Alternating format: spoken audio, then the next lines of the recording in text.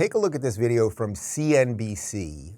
This is Goldman Sachs CEO David Solomon responding to a question related to ESG. But this is Vanguard's CEO, just wrote this recently, said, we cannot state that ESG, environmental, social, and governance investing, is better performance-wise than broad index investing. Our research indicates that ESG investing does not have any advantage over broad-based investing. What do you think of that as somebody who I think has advocated for the ideas around ESG?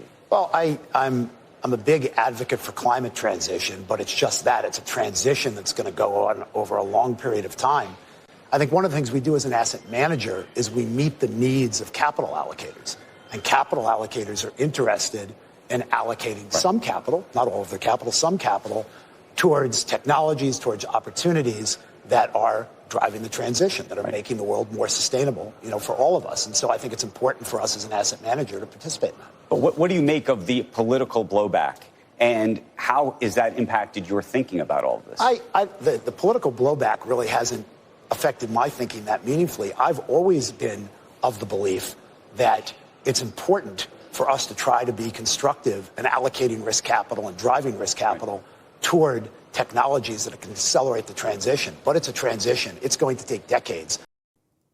James, I feel like you're going to have a field day with this one. So the questioner, the interviewer, is Andrew Sorkin. I actually think he did a pretty decent job there. In essence, he's saying, hey, these ESG funds don't really do much of anything. And immediately the Goldman Sachs CEO starts talking about climate transition. But I don't know that the average person who invests in a fund that Goldman Sachs is managing is really thinking, oh, what can I do for the environment? They generally want to make a couple bucks on their investment. Take it away. Oh my God, I could talk about this for the entire show. Can you give the people the simplest, I know my audience knows it, but can you give them the simplest explanation of ESG first before we go any further?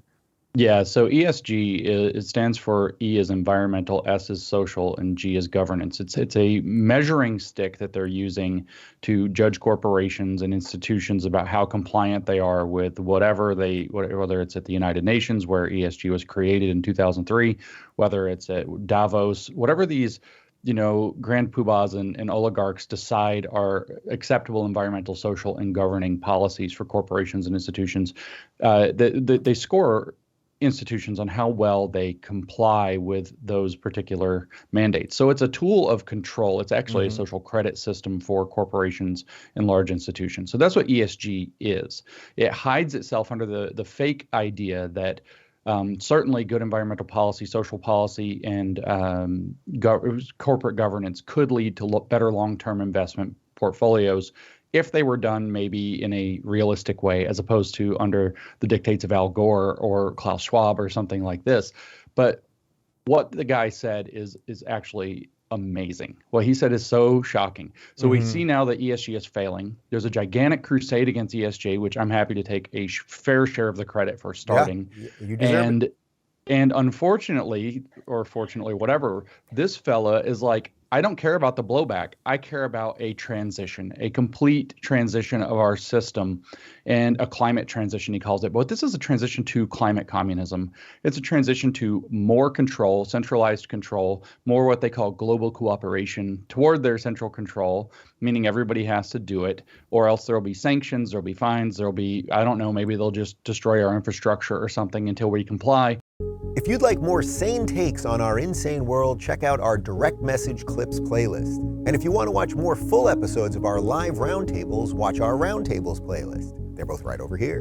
And to get notified of all future videos, be sure to subscribe and click the notification bell.